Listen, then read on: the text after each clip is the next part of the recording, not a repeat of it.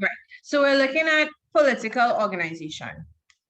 So just to put it in context, last class, we spent some time talking about social organization, right?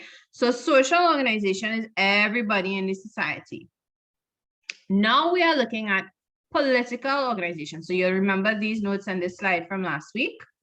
And then we also looked at how gender roles worked in the society. That's part of social organization too, right? So now we're going to look at political. So this is really just one or two classes in the society, right? So the people at the top of the social pyramid. How the government then is organized. That's what we're looking at and thinking about for political. So not everybody in the society per se, but the people who are the leaders, how are they organized, right? All right, so and on the right-hand side now, I want to just draw something as we go. Let me see if I put this on slideshow if I'll get enough space. Will I?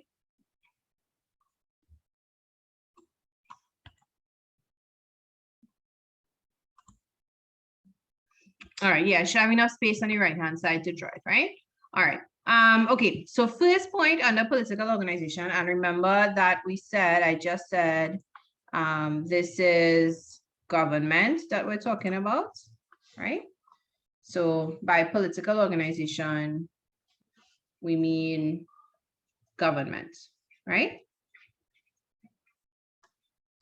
The people in charge of government. So if you think about the equivalent in our society, that's really like the Prime Minister, the House of Representatives, the Senate, the councillors in the area,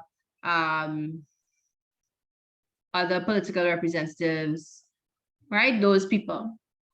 Okay, so in Mayan society, it was not an empire, as you would remember us saying. There was no one leader for all of the Mayan territories. There were different states, like how in the United States there are different states. So there's like Florida, there's New York, etc. Or you can think of the different islands in the Caribbean. So you have Trinidad would be a state, Tobago might be a state, Jamaica might be a state, St. Lucia might be a state, etc. You could think about it that way, right? So there are different leaders for each of these spaces. Now they could form relationships. So Trinidad and Tobago could decide they were going to be allies, or two Mayan states could decide they were going to be allies. And that might be because they have things. So one person has salt to trade, and the next one has chocolate, and one place really needs salt, and the other place really needs chocolate. Okay, we will have a close partnership because of trade, right? Or political alliances. So a princess from one state got married to a king from another state, perhaps, and so the two states are close because of that political alliance. Or trade obligations. So one state is stronger than the other, and they say, you know what, we want a tribute from you. Otherwise, we will raid your territory and we will take what we need, right? So different reasons states could have been aligned to each other. Next point. All right, so in each state, at the top of the government, the head of the government is this figure, right? The Halak eunuch or the Aho, right? So he is like a priest leader, right? Because he's considered a divine descendant directly from God. So at the top, so over here, I'm going to just put him in. My handwriting. I'm trying to make my handwriting as clear as possible.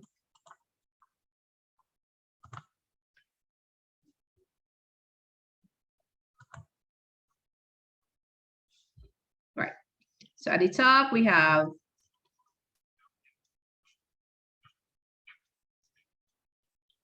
so you could see either word,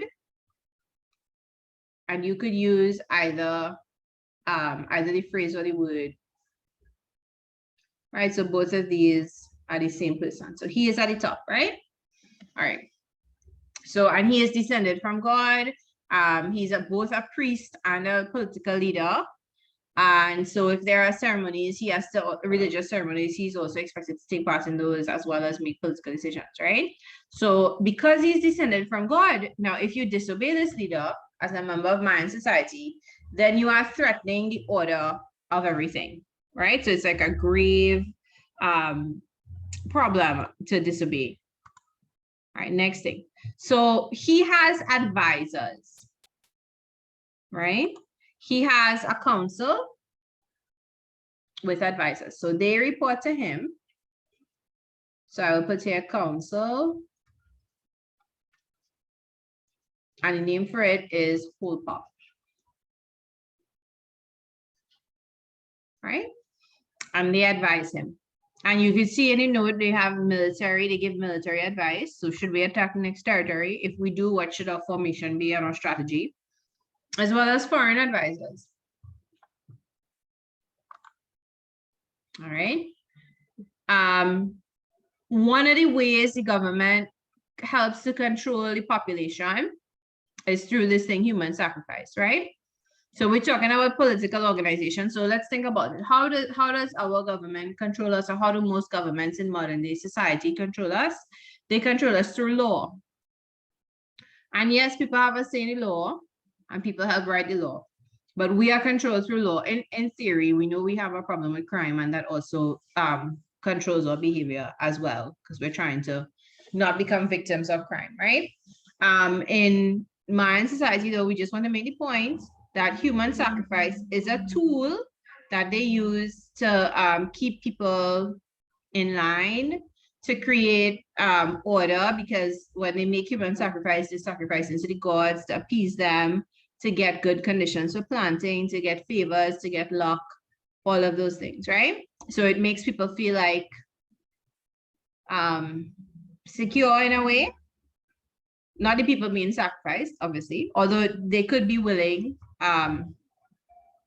they could come to the sacrifice willingly, right? All right, let's go again. All right, so additionally, each state has a military leader. Okay, so I will also put in my diagram here, council and priests, right? So the priests will also advise the king. So in so much as the king is a political leader, the council advises him, and in so much as he is a descendant of the divine, priests will advise him, right? All right, so next thing, underneath them, we have Nakam, right? Who is a military leader. So you'll see it's a 3-year post.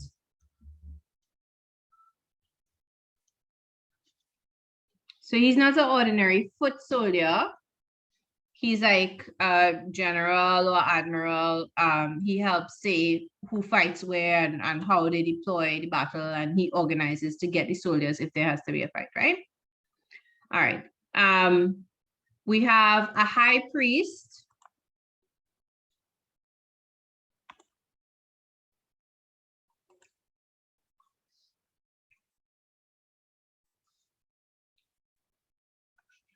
So I'm putting him more or less on the same level.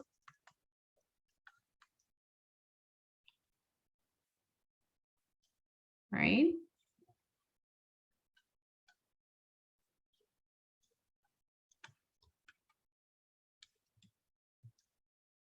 Since religion is such a big part of Mayan society, there are a lot of priests, and they have a high priest or leader, right? Let me put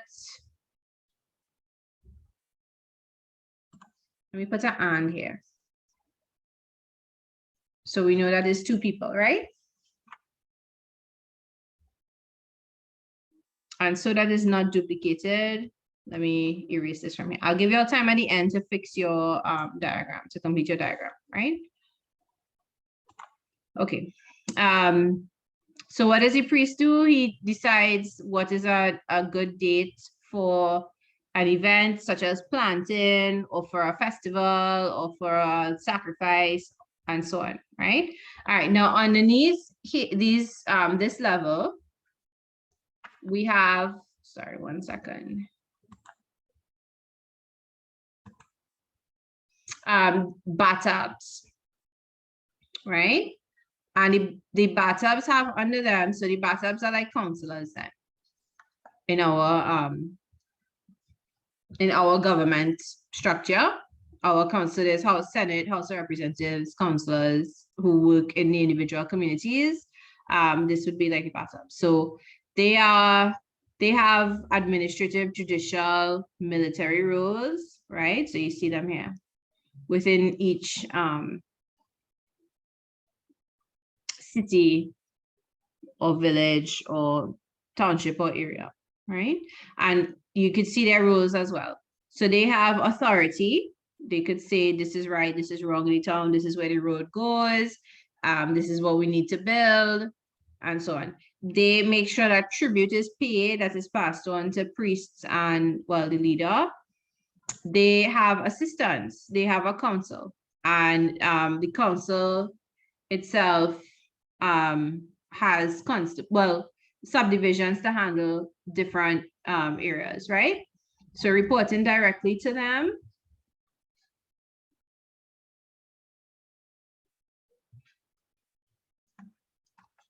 All right, so bathtubs, and in brackets I will put had assistants, right? They had councils and they had constables, so like a police force, right? So councils to do their billing. By council, we mean like a group of people working together, right? All right. Do we have any questions about this? If not, I'm going to give us a couple minutes to sketch out the diagram on the right-hand side so you could see the levels at a glance when you're revising.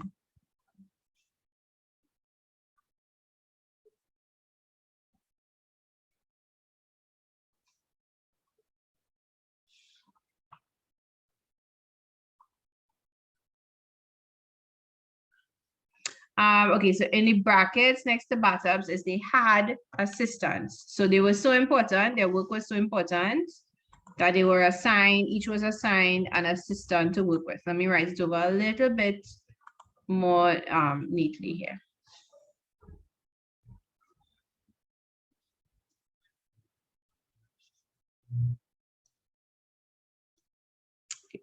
Hopefully that helps a little bit. Right? Okay, so I'm giving us a few minutes now to just sketch out the hierarchy and then we'll continue, right? So I'm going to check in 2 minutes to see if we need more time.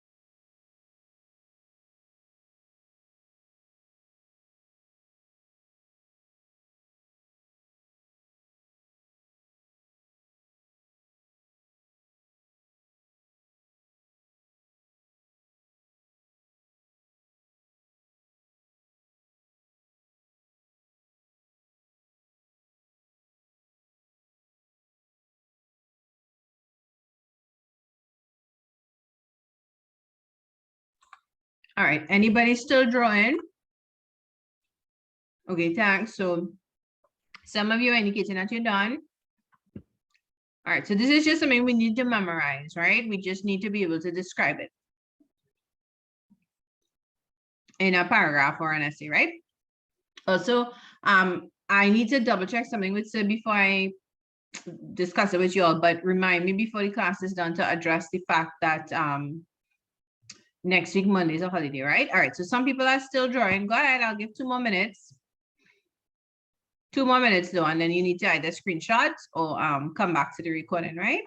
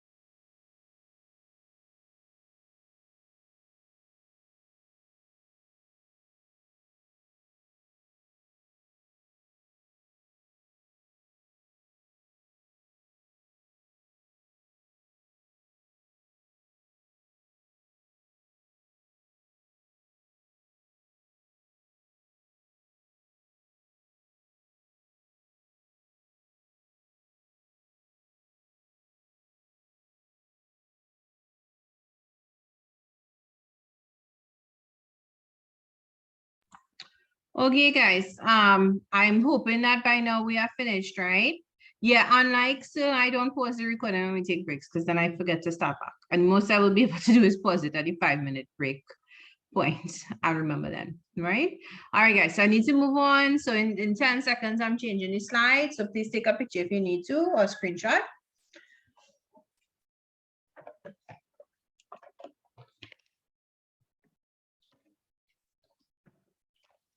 All right, so I'm clearing the screen. Now we need to, we're gonna do a practice question now together, right? That's this question. Now we already have the main points of the question. I already given you the main points for the question. So this is a 2007 question. Question 2B. Explain the way in which the Mayan civilization showed evidence of great intellectual ability and engineering skills. So we're looking at intellectual products that they produced. So reading, writing, things that they drew, things that they created with their hand, well, for decoration purposes.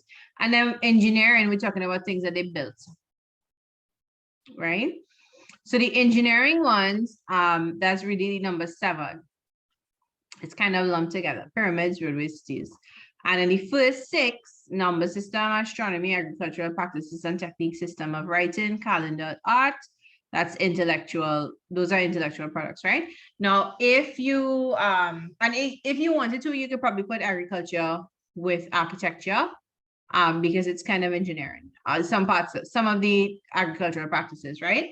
If you wanted to, no, that's not if you wanted to, if you wrote down a note for homework, like good people, then I think that this number 7, I think I moved it when I was going back over the PowerPoint to number 7. I think it's in the middle somewhere, in the original note, in the original slide.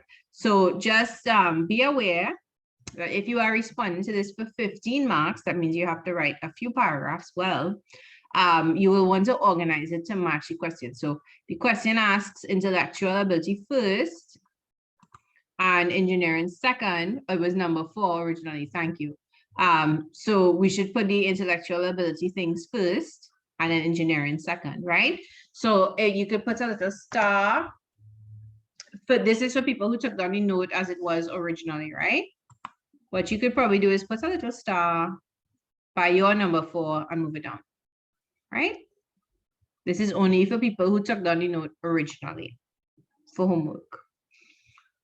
All right, so we're going to set up the slides that follow to address one per point. So let's do that so it doesn't get overwhelming. Yes, so I see Alia's put in the chat, they came up with the concept of 0, yeah. Which may not sound like a big deal to us, but if you think about it, without the 0, you can't have hundreds or thousands or millions, right? All right, so same question, first point, number system. Now, because I wasn't paying attention when I was going through this, all of my points are number 1, right? So you all will fix that as you go. The first one is number 1, but then the others are also number 1. So you will number it differently, or I will too with the pen, the digital pen, right? All right, so they developed a number system with 3 symbols. So you'll see the symbols here, the dots, the lines, and the cowrie shell, which is 0, right? So this one is 0.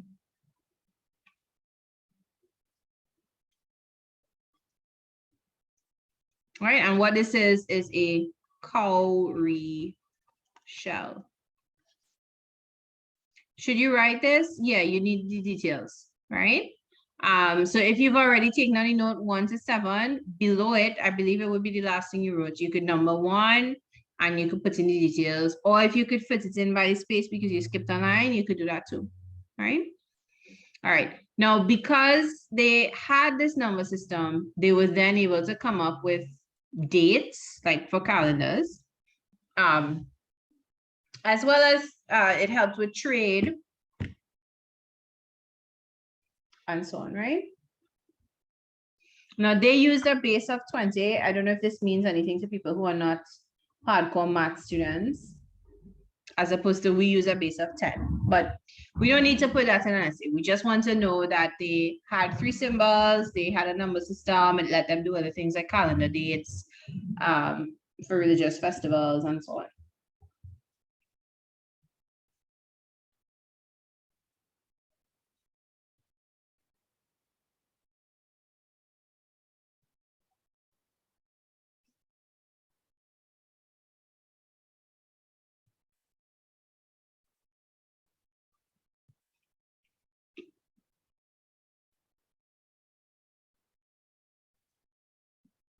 All right, so the dot is 1, right? So the dot represents the number 1, and the line represents a 5, right? So with these 3 digits or 3 symbols, they were able to represent all the numbers in our number system. Okay, now you could always shorten the note that I have, right? You don't have to have the exact same thing. And obviously the picture is really to help us understand. You don't need to sketch it. All right, can I change the slide?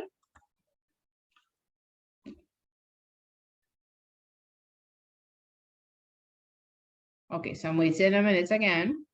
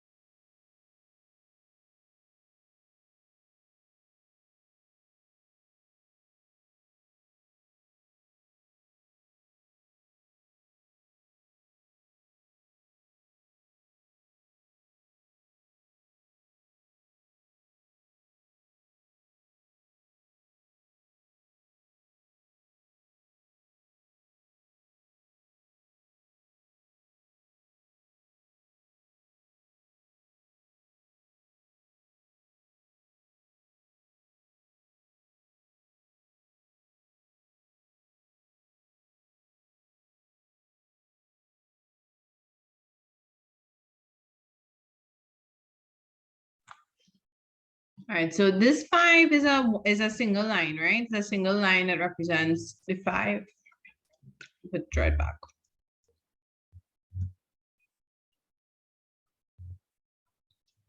If I draw 2 lines, then I'm trying to say 10. And if I draw 3 lines, then I'm trying to say 15. And if I draw 3 lines on a dot, then I'm trying to say 16, right?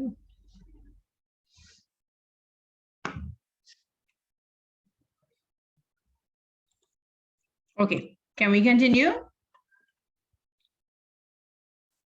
Remember, our goal here is just to be able to explain it in a few sentences, because to get 15 marks, we either have to say 15 things or 5 things and explain it with a couple details, or 4 things and some more details, right? Was the cowrie shell also used for bartering? Not really by the Mayans. That's a good question. But in some tribes, well, obviously some tribes in Africa, yes. You would know that from if you reach further ahead, or if you did it in all forms, or you might remember it, right? But what did anybody remember what the Mayans used for bartering? What they like to barter with or for?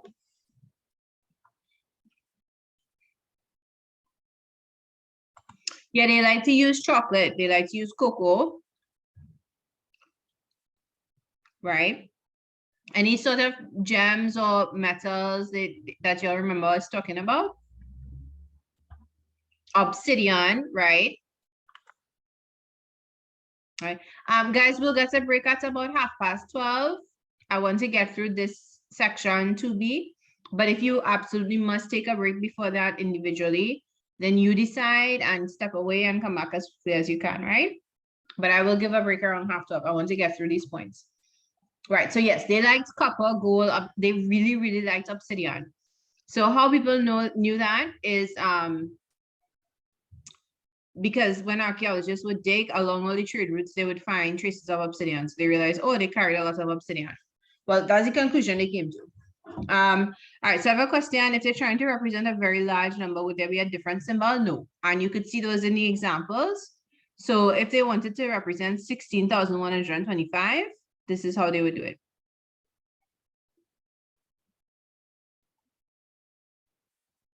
Is it?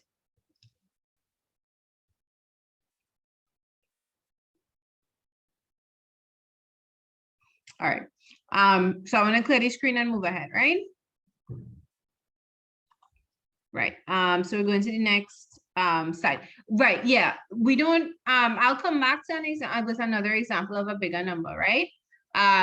But we don't need to write. We will not be asked to write numbers in Mayan. We might be asked about the 3 symbols, and you'll tell them cowrie shell, dot, and line. You might get asked that in multiple choice. All you will need to explain if you're writing a paragraph, though, is that they had a number system. You could say it had 3 symbols. You could say it could convey all the numbers that our number system conveys. You could say they used it for dates, for religious festivals. You could say, I didn't write this here, but they used it for trade, obviously. They used it for building buildings, because you need measurements to flesh out your point about the number system and how it was important, right? You won't need to translate any numbers from what we write into the Mayan number system. Okay, so let's go again. The next, so here, this is actually point 2, right? So this is really number 2. Another really important intellectual development the Mayans had was their knowledge of astronomy, right? So what is astronomy? I didn't write it here, I took it for given that we would know, but if not, the study of all the things in the sky that come out at night, right? And we call this of celestial bodies, which is a fancy way to say things like the moon, the stars, the planets, right? So the sun does not move. Long ago, Europeans thought that the world, sorry. The world, the world was fixed, Earth was fixed, and the sun moved around the Earth, right? Then a man came along by the name of Galileo and told people, hey, no, we are the ones that move around the sun. And people thought he was crazy and imprisoned him. The Mayans, however, knew the truth because they were great observers of what was going on in the sky at night, right? So because of this knowledge, they could predict when there would be eclipses. So now that's both solar eclipses and lunar eclipses, right? So sun and moon, right? And remember that the eclipse is when something comes between, let's say the sun and the earth. The moon would come between the sun and the earth. That is a solar eclipse. It is blocking out the light from the sun. Something comes between the moon and the earth. It's a lunar eclipse, blocking the light from the moon, right? All right, the cycles of the planets, because the planets are also moving around the sun, so they will be in different positions in the sky at different times of the year, right? So the Mayans could know when Venus might be in a particular place, or when, well, the textbooks talk about Venus in particular, right? Yeah, the study of space, but really of the things in space. Okay, and then also the movements of oh dear, this is not the correct word. This should be constellations.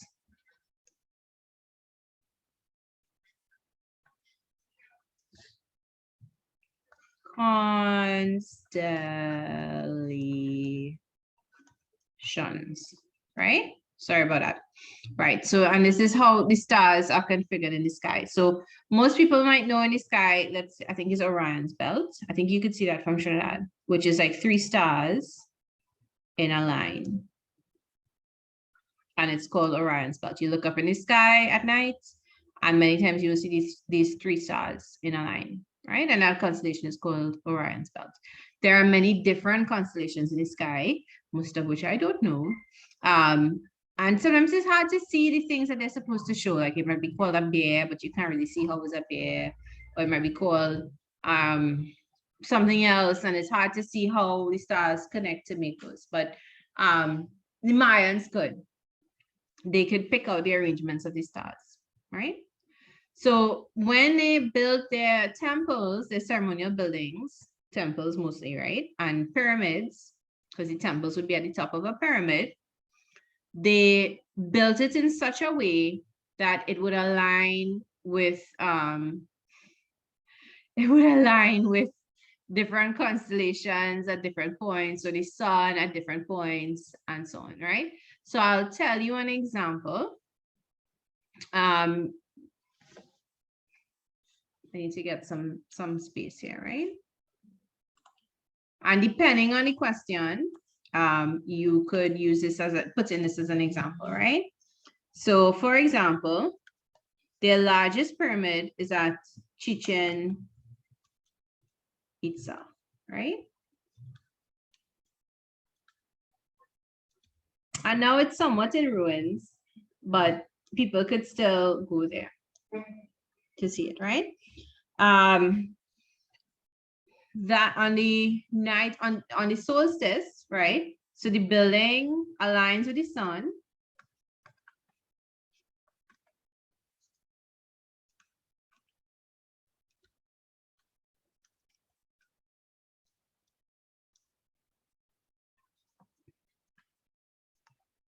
In such a way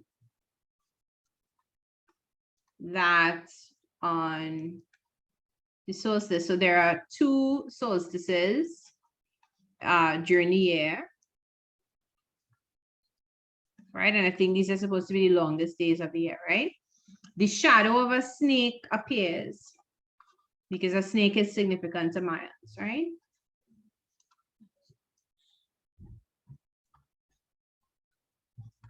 And it appears to be going down the steps and into the ground.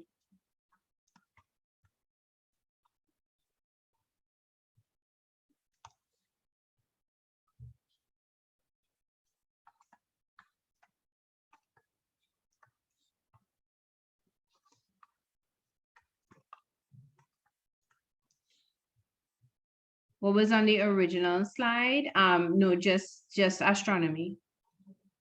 The original slide is this slide wasn't in here last week, right?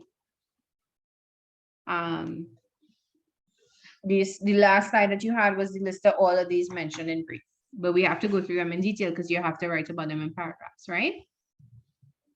All right, so let me go over that.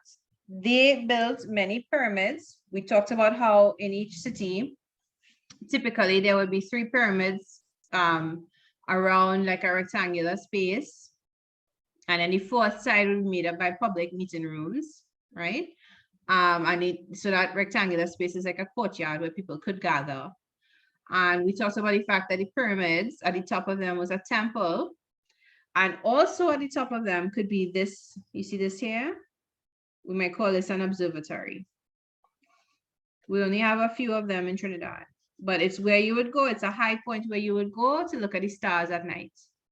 So they built their temples with observatories on top so they could see the stars, right? Now at Chichen Itza, which is supposed to be their largest pyramid, the building is built in such a way that on the night of the solstice, which is an auspicious day in most religions, so Mayans too, right? Oh, somebody is telling me that was on the original side. Sorry, Tiffany, I misunderstood. I didn't read that message properly, right? Okay, thanks. So if you've already written that down, you don't need this down. You don't need to write it down again, right? But please remember the point. The building is built in such a way that the shadow moves across down the steps and into the ground, right? Into the underworld. Okay, can I change the slide?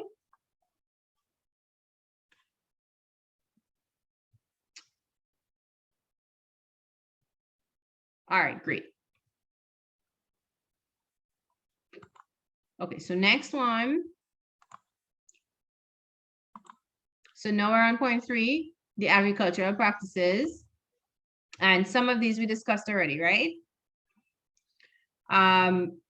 Irrigation systems through canals, raised farming, terracing that's allowed, planting along contours, and slash and burn. So actually, I think I'm going to take this one out because I want you to remember it for the times, right? All right, so irrigation, this picture here gives an example of irrigation system. This here is a ditch or a canal, or another word that is used for it is an aqueduct. So now we have pipes. I know water comes through pipes, right? If you want water to come from a river, because that's where their water is coming from, our water comes from Wassa, right? Then you need to build a system of ditches to let the water flow through to the different locations where people in the village could go get it or whatever, right? So if you are farming, it is helpful to have a flow of water, a canal of water, an aqueduct of water, so you can get the water to go water your crops, right? All right. Then we had talked about terracing over here. So this picture is terracing, right? You cut into the slope of the mountain and you create steps to discourage the runoff of topsoil when rain falls.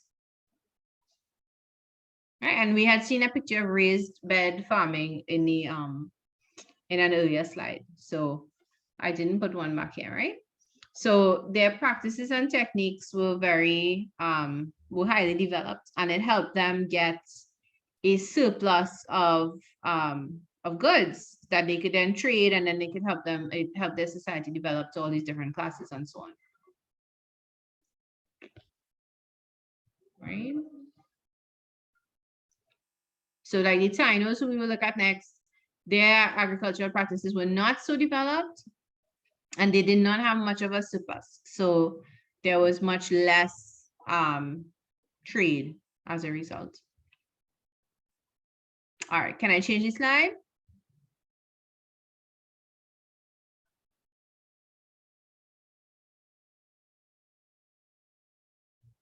Okay, all right, so we're going ahead. Oh, sorry. Okay, so just a reminder, so I'm leaving it on for a minute. Oh, yes, Control Z, thanks. Right. All right, so just a minute again, right?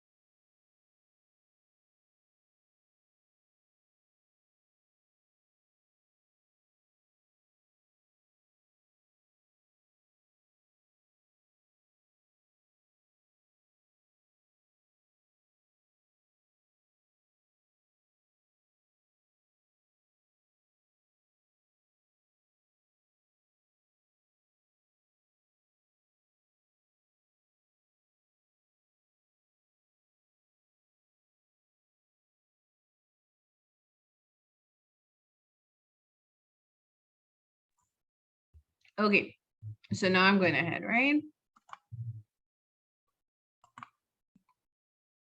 All right, so the next important thing is writing. So this is point what, 4 or 5? 4.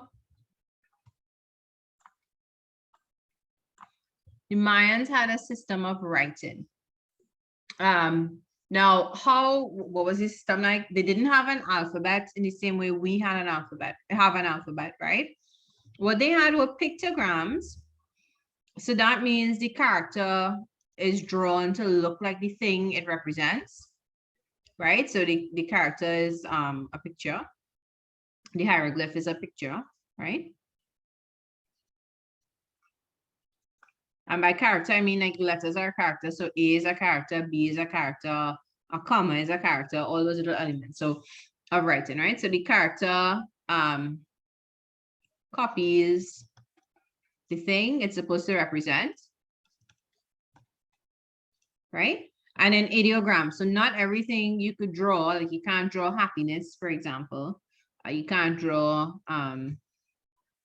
anger, whatever. So these were glyphs, hieroglyphs that they developed to represent ideas. So it's very complicated. And you might also remember that I would have told you the Spaniards destroyed a lot of their texts when they came upon the culture and they were trying to conquer it, right? So what did survive would have been the hieroglyphs that were carved in places. Now, here is a picture though of a book, a Mayan book, an example of a book, right? Other places they found writing would be on altars, sculptures, stelae. So these are pillars that were erected in between temples, right? Usually they erected to mark a particular event or a passage of a period of time. So like every 20 years, they would put one up, right?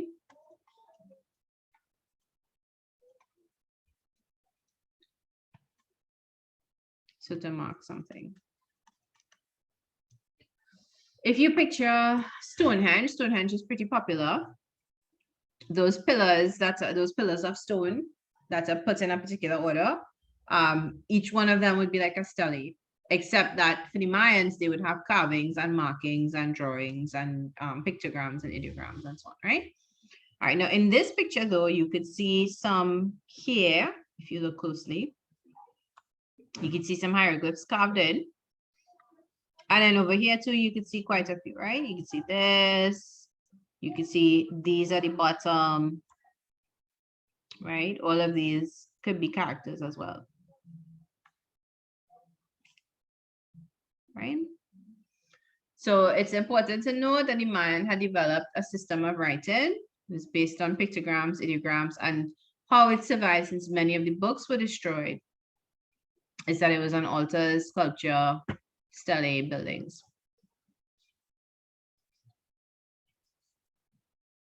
All right, anybody still writing?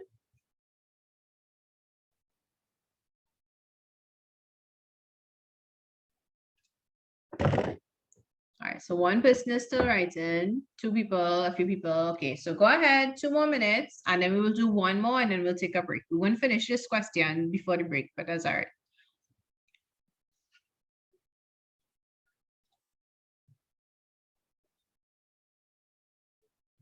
All right, but we'll try and do one more point before we take a break.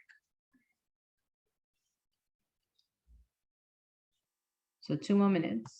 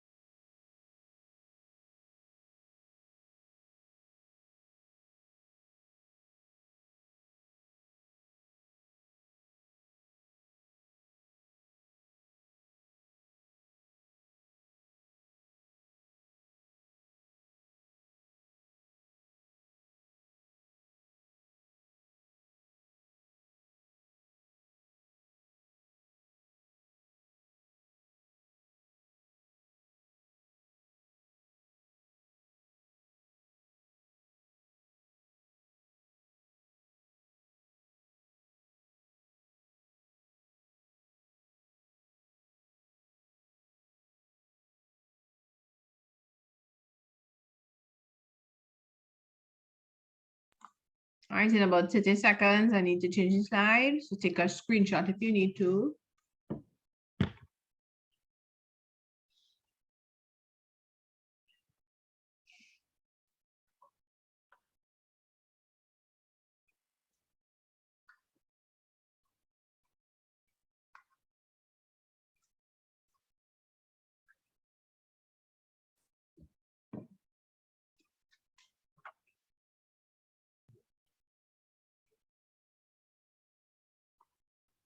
All right, so I'm changing this slide.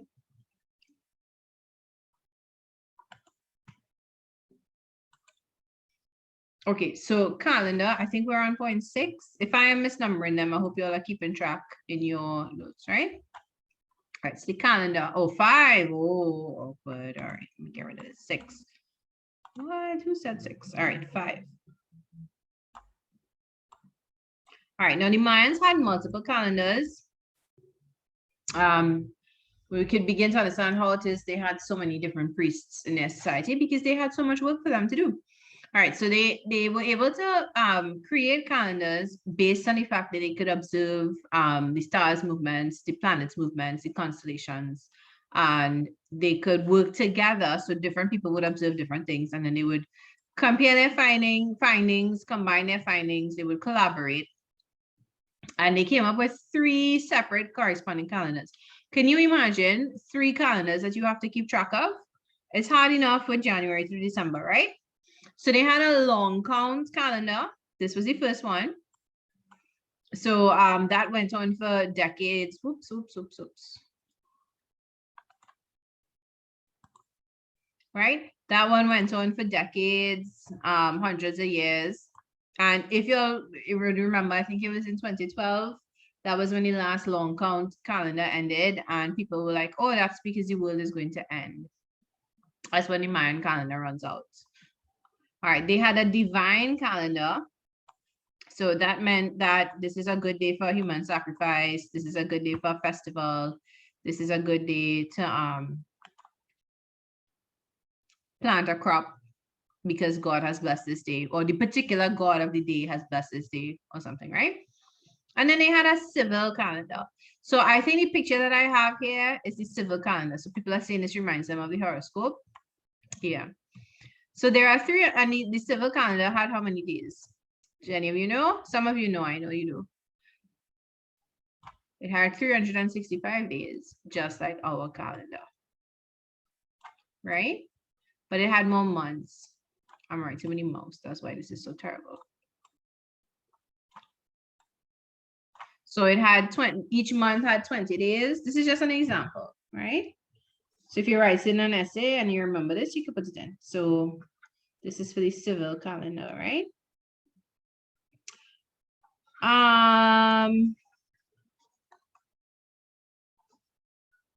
Yeah, okay, so different cultures do have different ways that they calculate the calendar, right? Okay, so Priya is pointing out like a Hindu calendar with certain days, certain auspicious days. Yeah. The Hindu calendar is based on what? The lunar month. So when the moon is sighted. But the Mayans, strangely enough, didn't base their calendar that way. All right, so each month had 20 days and one month had 5 days. Right? So the priest's job was to calculate these calendars, figure out which day was good for what, which are the auspicious days, which are not the auspicious days, and so on, right? All right, so let's take a 5-minute break here. So let's say I give you 2 minutes to finish up the note from the slide, if you're still writing. And then we take 5 minutes. So we'll come back, we'll start back at 12:36. We'll go to the next one, right? Yes, that is correct. No, each month had 20 days in the civil calendar, and then one month had 5 days, because you'll notice that you'll have 5 days left over if you put 20 days in a month. This is the civil calendar, right?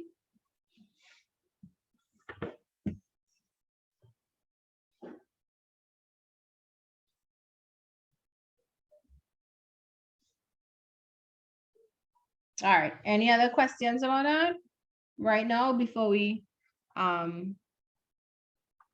take a break?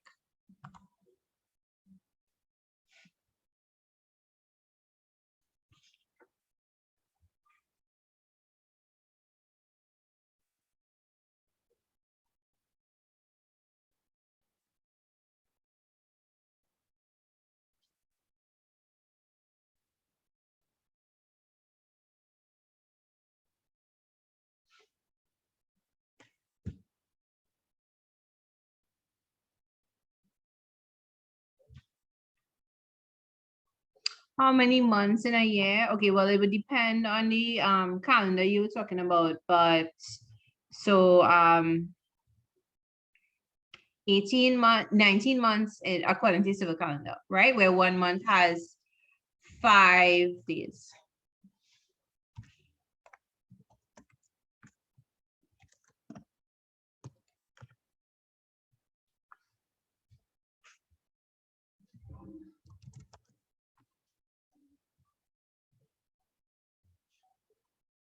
All right, so we're taking 5 minutes now. I'm gonna pause the recording.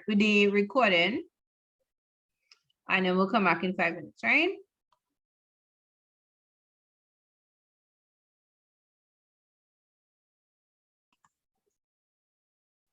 Thank you. Okay, so let me say that again, since on the recording. Even though next week, Monday is a holiday, I'm still going to plan to have class. Perhaps if our numbers are much smaller, it will be a shorter class. And if you miss the class, you could just check the recording and listen to the recording after, right? Because I guess as all history students know, you always think you're going to finish a topic, but history is just, there's so much of it. And you don't want to rush it down and don't do something with enough detail. And then an exam, essay question comes and you don't have enough to write for it, right? So yes, we have class next Monday. But if you miss the class, no, because you have a life and your family is going to do something fun, no problem. Just you could listen to the recording and it will be fine, right? I understand some of you will be absent. I, however, have no life and nowhere fun to go. So I will have class, right? All right. The next point, the next way that Mayan civilization showed evidence of great intellectual ability is through their artwork. Right? So I think now we're on point 6. Yeah. Or did I miss 6 and are we on 7? All right. So art. What kind of art did they do? Well, they did a whole bunch of different kinds. They had paintings. So you can see a painting on the left-hand side. They had sculpture. So you can see those things on the right-hand side. They did carvings. They did pottery. They did ceramics. So ceramics is potentially pottery as well, just baked, right? Or murals. They also, so that's like huge paintings. So not a small painting you look at, but like on a wall or the side of a temple or so on. No, guys, I didn't mean to imply that if you all are choosing not to go anywhere next week Monday, you don't have a life, huh? Sorry. Didn't mean to imply that. Just me with no life. Y'all are cool. Y'all have other things to do. Y'all have things to do at home, like catch up on whatever series you're watching right now online. I would say on TV, but I don't think that your generation, the younger generation, watches TV the way that my generation used to watch TV. All right, so back to the artwork. You know, they used a variety of materials, so you could see from the images, you could see paint, and you know, it's listed out above. You could see semi-precious stones. Stone itself was used, if you think of the pictures of the temples a while back, the carvings that were done in the temple itself as carvings in stone, right? You can see this mask over here is jade, right? The kind of green face here. I didn't put any examples of pottery, but you could imagine a pot or a cup or something to carry with, right?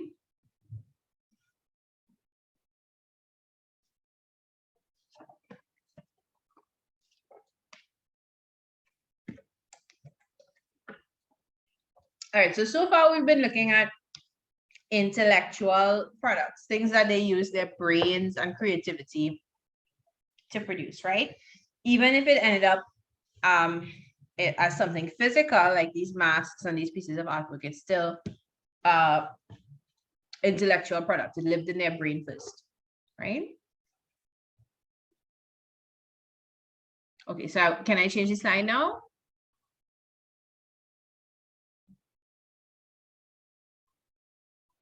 Okay, so I'm changing, right? Right. So thank you to the people who say yes. It's really people who would say no that I want to hear from, right? I will assume it's a yes if I don't hear any no's, but the yeses are appreciated. That helps me know people are awake. Okay, so now we are looking at their engineering skills.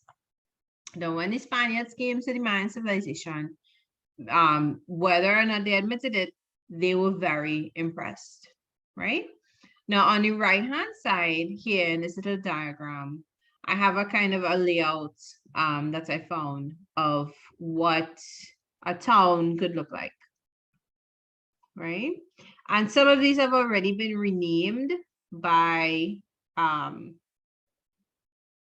with Spanish names, but they could give us an idea of what was there, right? Yeah, okay, so there is an extra capital A here. When you all are writing on the notes, you could fix it, right? For me to fix it, I have to go back into the PowerPoint and it will upset the layout of things. So thank you for pointing it to, yeah, for pointing that out. All right, so we're looking now at our engineering skills. So I'm going to use a highlighter, right? So this is not, I'm not writing anything, I'm just highlighting certain things, right? So we're at engineering skills. That's what this section is. What did people build? And it's not just building for fun, but they had to use other skills like their maths and brain power. It has to stand up to heavy loads and so on. So the first thing is architecture. The pyramids themselves that they built are great accomplishments in their own right, especially because they didn't have a lot of the tools we have today, right? So the fact that they built pyramids, that is impressive. The roadways that they built, and then also the cities that they built, right? And then each of these points below elaborates on each of the three in here. So the first thing about the pyramids, the height of them, right, was impressive. So let me switch back to the pen here. So I have put elevated platforms. We're talking, this is about the height of the pyramid, right?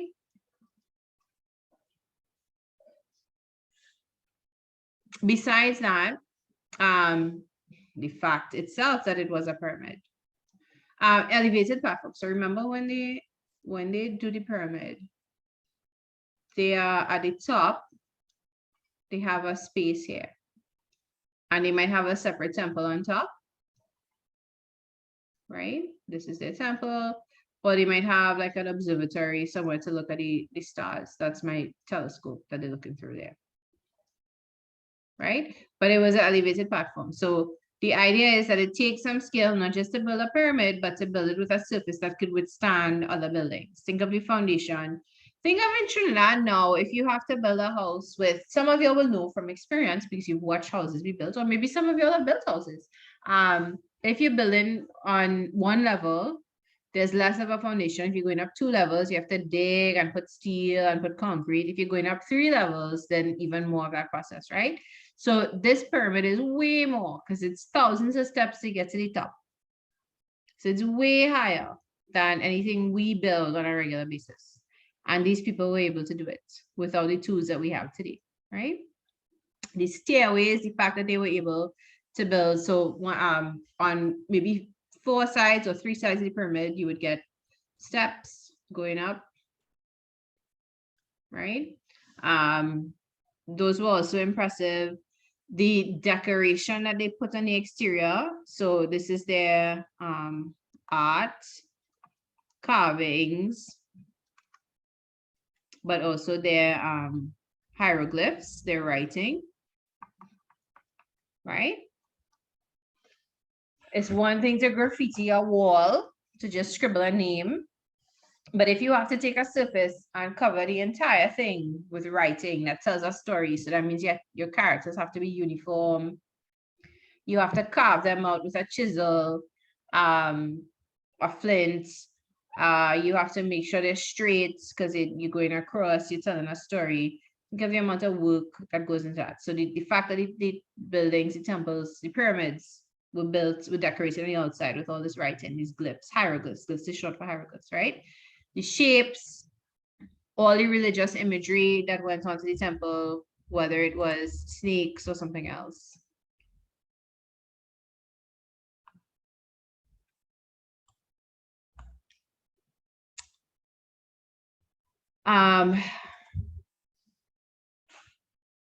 Yeah.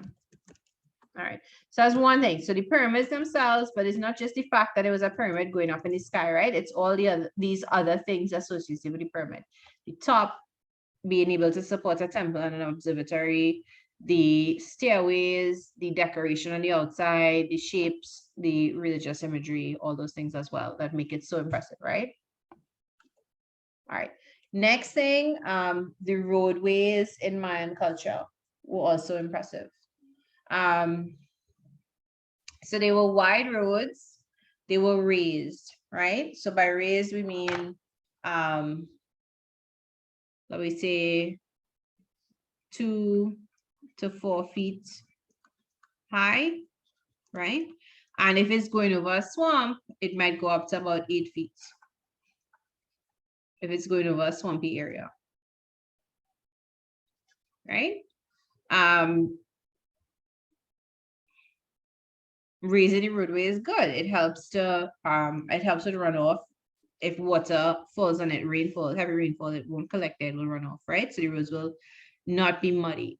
The fact that it was paved was also important. So again, it's not going to be muddy. Right, the roads were very wide. Now, it's not that they traveled with vehicles per se, not necessarily caravans or horse-drawn carriages. People walked. Even, I meant to mention this, I don't know if I did last time. If you're going to trade, you're not carrying your goods in a vehicle. You have slaves and they strap the goods onto themselves and everybody walks, right? Okay, and the width of the roads, all of these things were also impressive to the Spaniards, right? Now, if you are writing this in an essay, don't put everything in one sentence. I have put everything in one sentence because you are taking notes and you need to do it as quickly as possible. And I need to not overwhelm you with too much writing if I can. But in an essay, if you break, these are 3 points. So if you break it up into 3 sentences, it will be clear to someone reading it that is 3 points. So the roadways were impressive because of their width. It meant that there were fewer traffic jams. They were also raised to assist with runoff of water. And if you remember these details, you could put them in. Additionally, the roads were paved, so they were beautiful to look at, right? So you break it up into sentences to make your points clear. All right, next one, cities were highly organized. A city could hold 5,000, but it could also hold 50,000, right? So some of the biggest cities did go up to 50,000 people. So the Mayan Empire, again, I'm saying empire, I shouldn't be saying empire. The collection of Mayan states, the Mayan civilization, had at its peak more people than live in Trinidad. It had millions of people in it, right? All right, on the right-hand side, you could see a kind of a breakdown with roads. So this is just to show you how the roads were and the layout of the buildings, right? The space, all these different things, right? All right, now this is a city that the Spaniards have come to and they've repurposed the buildings, but it still gives us the idea of layout and spreading out of roads and space and buildings, right? All right, anybody still writing? You need a minute again, message and tell me, right?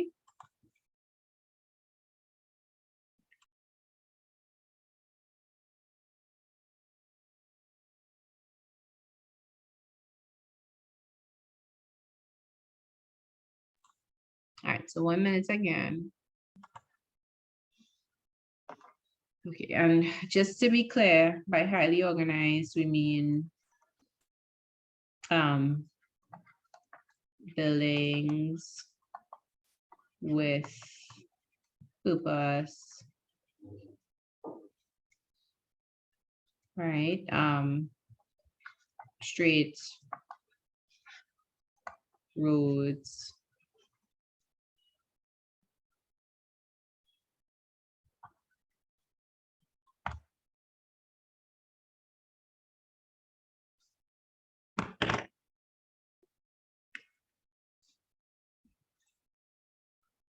All right, so let me just give us a minute here.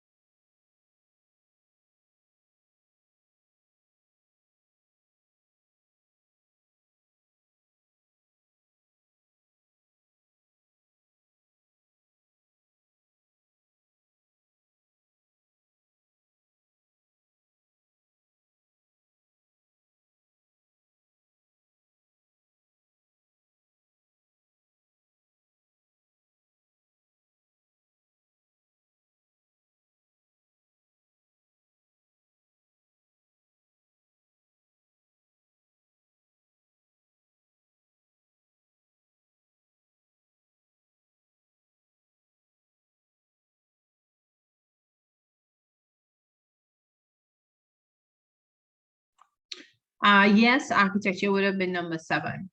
All right, so I think everybody is done now, right?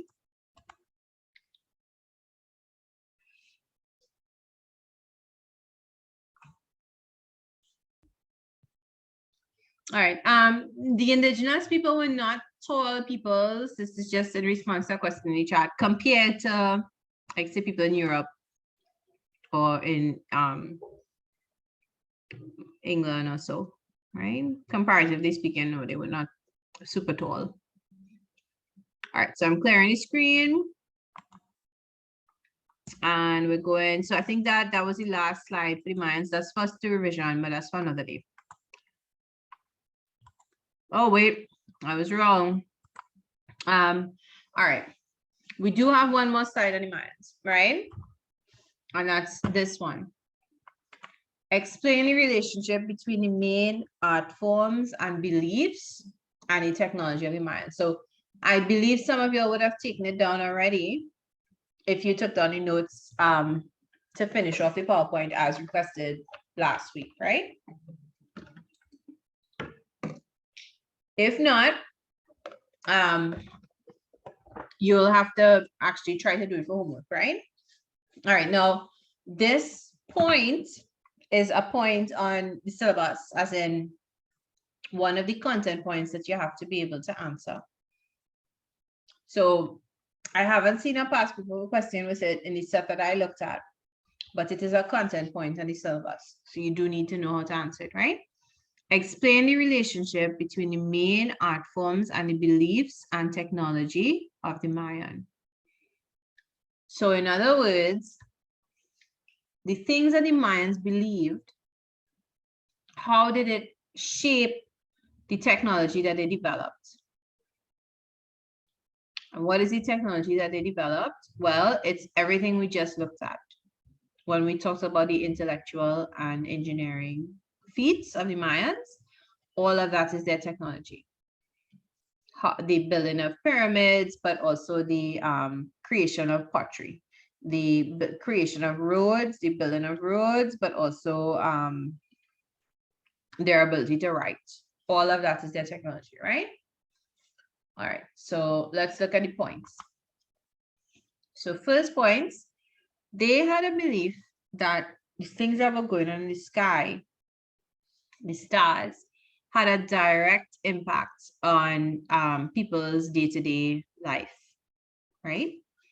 So because they had that belief, oh, the stars are so important, they developed astronomy. So the stars are so important, let's build an observatory and let's observe their movements, right? So they constructed observatories at the tops of their temples, and they developed their knowledge about the movement of the moon and the planets, and they wrote it down, right? They wrote it down in a book called the Codex.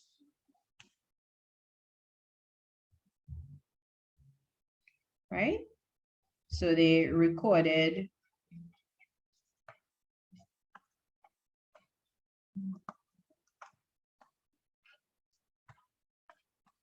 right? Or the plural of that is codices. Right? So they wrote it down. And then they were able to predict there will be a lunar eclipse on this day, there will be a solar eclipse at this time. And they were able to then choose dates for their ceremonies and festivals. Right?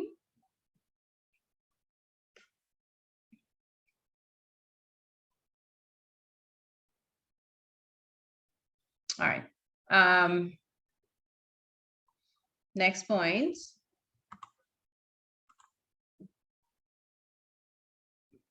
Yeah, their belief in astronomy helped them to also build calendars. Let me see, do I have that as another point here? I think we will get to it in a little bit, right? Right, yeah, okay. So the third point is it helped them to develop calendars. Uh-oh. I have exited the slideshow. Let's go back.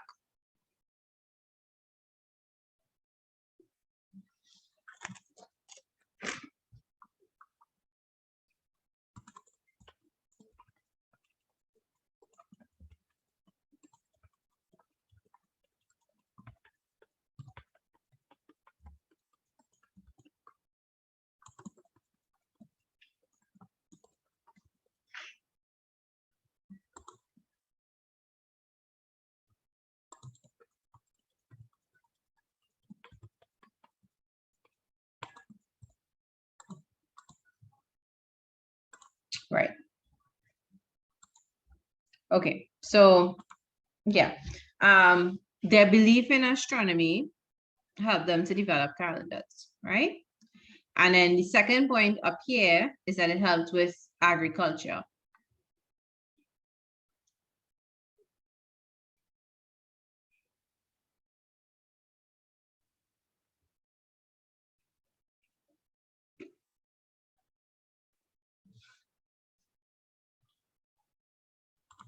right? And you could write these down in shorthand, no problem. You don't have to take down the whole notes.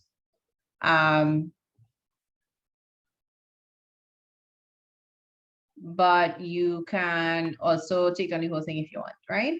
Remember, if you do write it in shorthand, you have to expand it when it comes time to answer a question, right? All right, let's look at the next one.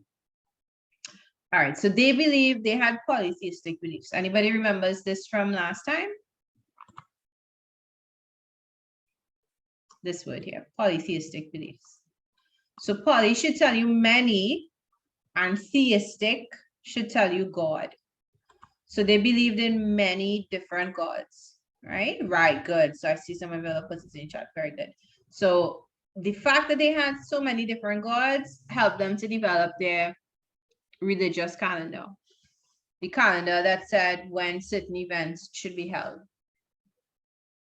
Right? So this too helps with calendar development. Okay, and the Mayans had a god for each day.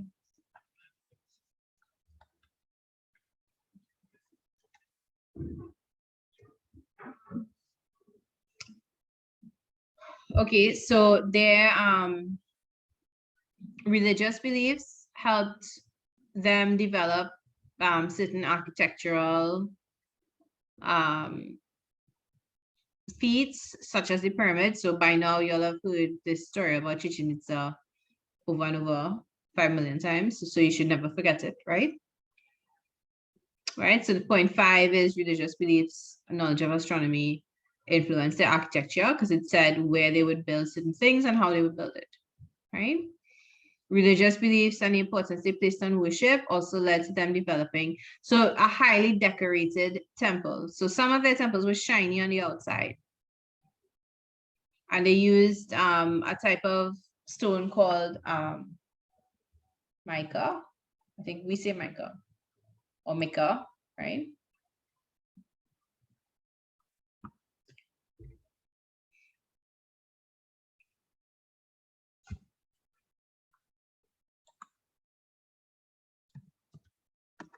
If anyone lives on or passes on the southern main road to go to Cunupia from like Caroni to Cunupia, that stretch, there's a mosque that a couple of years ago used to be red.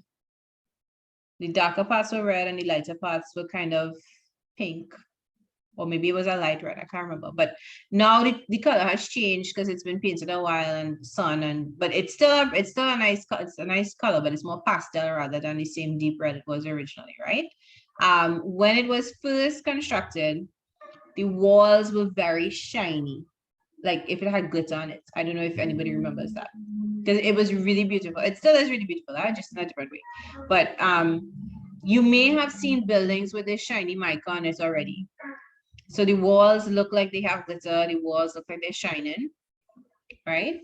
It's a way to decorate the temple. So for them, this was their art form being used in their worship, right? And for the Mayans.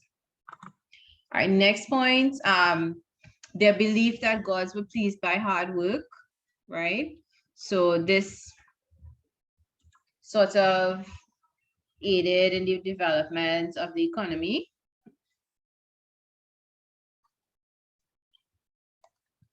Right? People had to work, the serfs especially, and the slaves especially, right?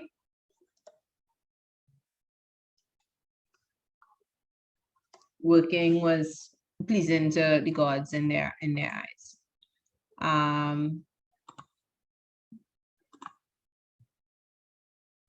The political structure itself was influenced by the Mayans' religious beliefs. So like the king being believed to be a divine descendant. We could also add to that the priests were given an important role.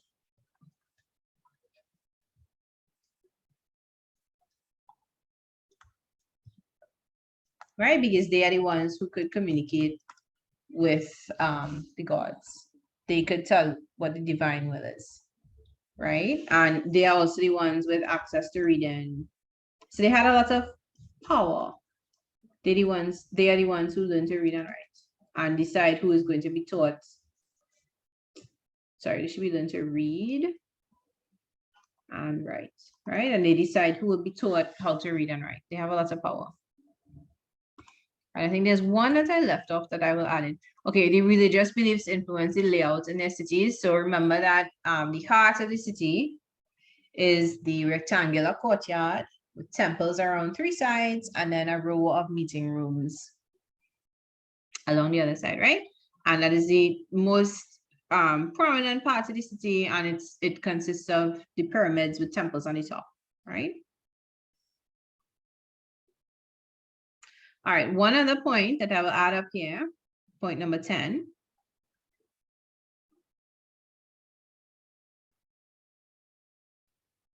Oh, actually, no, I won't. Let's leave it at this, right? So just remember, let's see, the heading was explain the relationship between the main art forms and the beliefs and technology of the Mayan.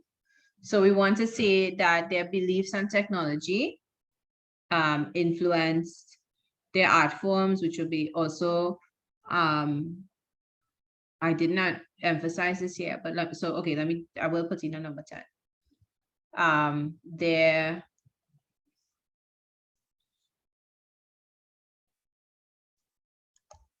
Their hieroglyphs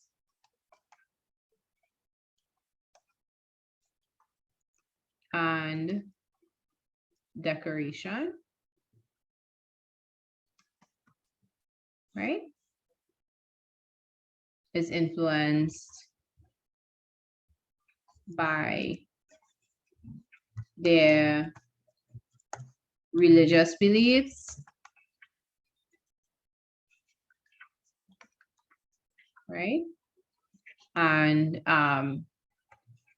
writing technology, right?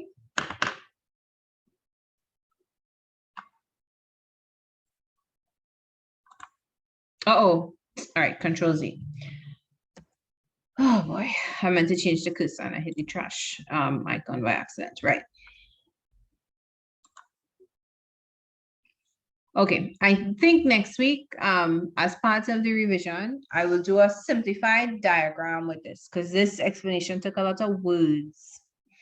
But I think I will do a little diagram with some arrows to show in one side, this was the belief, and on the other side, this is how it influenced the art form. On one side, this was the technology.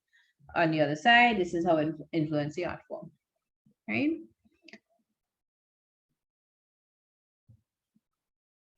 All right, how are y'all feeling? Are y'all tired?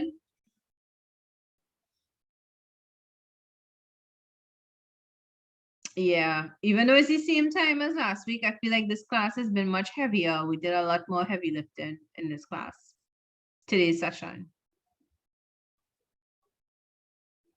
Uh-oh. All right.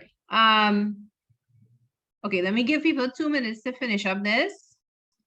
And then we will just look at a mark for the tinos, and then we will call it a day. We'll finish at least 10 minutes a day, right? The word next to decoration. By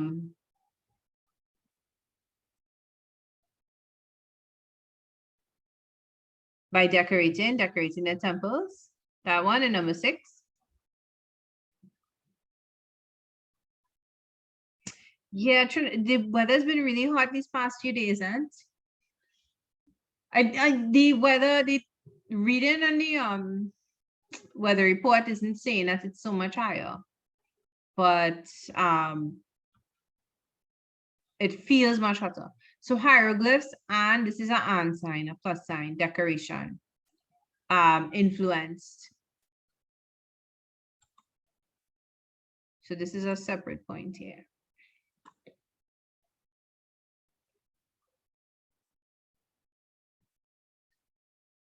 Oh my, the wind is not blowing. Usually that would mean rain was about to fall, but not today, I don't think. The Mayans, the same people as the Spanish community. The Mayans were met by the Spaniards, and then the Spaniards proceeded to try and take over destroy their culture, use them as a labor force. And now within Latin American countries, there are some Mayan societies that exist still, but on a much smaller scale. And their cultural practices, of course, are restricted just by the nature of the fact that their numbers are smaller and they have fewer access to the resources they would have needed to perpetuate their culture, like city land that they would have farmed on and so on.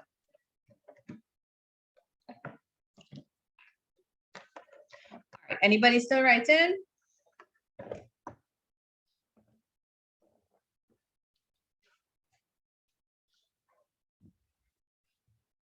All right, so yeah, Latinos are descendants of the Spanish.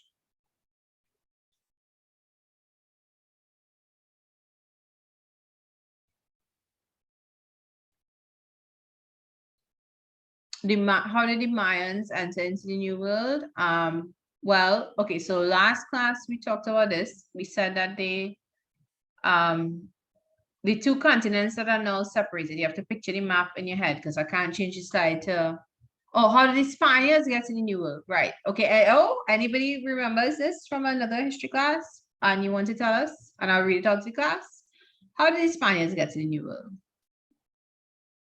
Who was the culprit that facilitated that?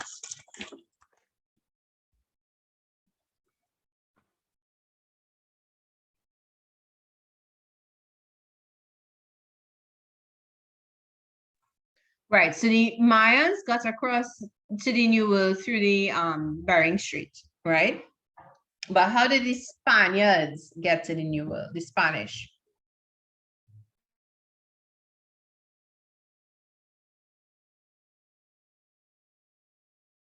Right, so they were really looking for India, the Spaniards were, and Christopher Columbus had this idea. Christopher Columbus is not Spanish, right? He's Italian. But he went to the Spanish king and queen and he was like, look, guys, I have a plan. I'm going to sail in this other direction and eventually I will come to India. And no one had done it before. So they tried his plan and he came to Trinidad and the West Indies, right? And he was like, oh, look, I'm in India for quite a while, which is how it became the West Indies. And then he realized, oh, this is not India, but look at all this other good stuff that's here, like gold and potential labor and people we could convert. Right, so the Spaniards came in large numbers and they eventually came in large numbers. And they are the ones that really populated Central and South America, right? And indigenous populations shrank because they were used by a labor force, not by a labor force, sorry, as a labor force. And so they died from harsh treatment, from disease, from broken hearts. Yeah, Mayans still survive today. There are Mayan societies in Mexico, in Central America. Just much smaller numbers. I'm just responding to some questions in the chat, right? If anybody is still unclear about anything in relation to that, let me know. All right, anybody still writing or can I? Some people have indicated they're finished. So the Mayan communities still speak the languages that they spoke then as well as Spanish most times, right? So yes, there is evidence of the languages that was spoken before, and also remember that some of their writings survived, right? Some of the languages they spoke though would have been lost. So remember, they were in different states, so there could have been different language varieties. Somebody finished since last Monday. Yes, good job. Okay, so I'm going to clear the screen. I'm going to count to 10, take a screenshot if you need to. A lot of the questions you're asking are really good questions, and I'm happy to discuss them if we can. I'm not writing down answers though necessarily because in the back of my head, I have in my head what is on the syllabus and what is in the past paper questions. So if it's something that you might not see there, I'm not going to ask you to note it. But these are interesting questions. These are probably the things people really want to know about history. All right, so I'm getting rid of these markings. Let's just look at a map for the Tainos and we'll call it a day. All right, so Taino society. So this is a different map from the last one, but I thought this would be clearer. So I put it, right? Ignore the numbers and ignore the colors.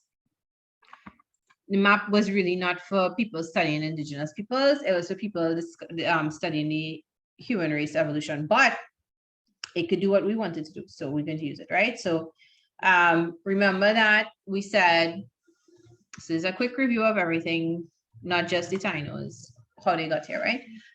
We said that indigenous peoples came across this area. Here was frozen, and this was called, or this is called the Bering Strait, right? And we want to think straight like straight line, but no, it's really straight because there's water here.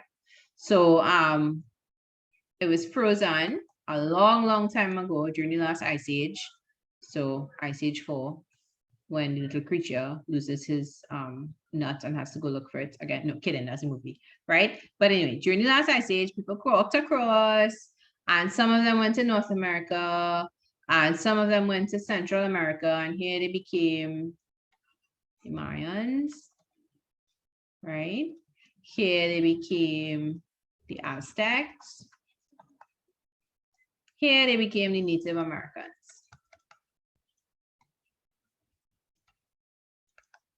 Right? Along here, they became the Inca. Right? Along here. Right? Right.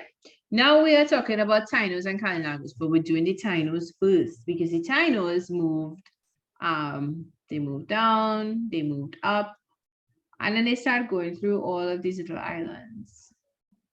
And they get as far as Cuba. And I believe they may have gotten to Florida, right? But here are the Tainos. This is where the Tainos are. They are, to start with, they are all the way up the islands. But when we get to the Kalinago timeline of it, we will realize that the Kalinagos push the Tainos further up. And the Kalinagos are the ones who end up taking over the small islands, right? But the Tainos for right now start off in the islands, right? This is where their settlements are, the islands. And in general, remember this pattern of movement, right? They go down through Central America, through South America, and then some of them move up the islands for whatever reason. Probably because the Tainos we will see like to settle on the coast rather than inside, right? The Mayans start on the coast and then they move to the interior of the land in Mexico. But the Tainos, they like to live on the beach. They're beach life people, right? So they settle on islands and they move up. This is their pattern of movement, right? All right, any questions about that? Do you have to sketch the map? No, but you do need to know what is on the map because you could be asked which group of people moved in X direction or settled. Which of the Caribs and the Arawaks between Tainos and Kalinagos? Okay, so the Arawaks are the Tainos, right? And they were originally called Arawaks in textbooks because they spoke the language Arawakan, right? This isn't a slide later on, but I'll tell you now.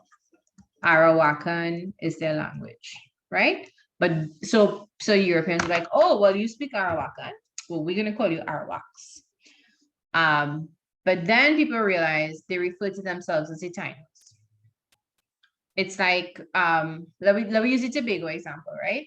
Oh, you call yourself Tobagonian, but I pronounce it Tobago, so I'll call you Tobagonian.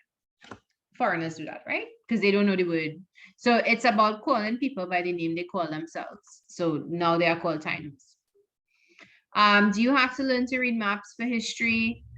Well, I think in general, it's probably a good idea to be able to read maps, but you do need to know, they could give you a blank map. In fact, they have given a map of an area and asked, who are the people that settled here?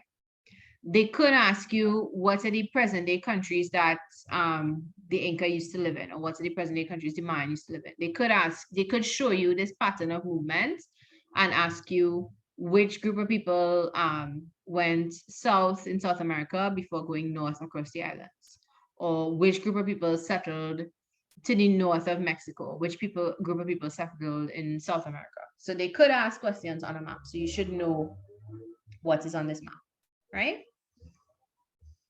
All right, so we are going to go over this next week. So Monday, I think we're going to continue with Tanos and calendar rules because we are having class on Monday. Well, I'm having class on Monday. They're fairly straightforward topic. So if you missed the class, because you're doing something for the holiday, no problem. Just try and listen to the recording, right? And then the following week, we want to probably start the Europeans. And then we'll have 2 classes to cover that. Okay, so homework is just to revise. Just complete the notes and revise, right? And don't get heat stroke or sunstroke. Right, so at this point, I'm stopping the recording. If you have any questions, let me know.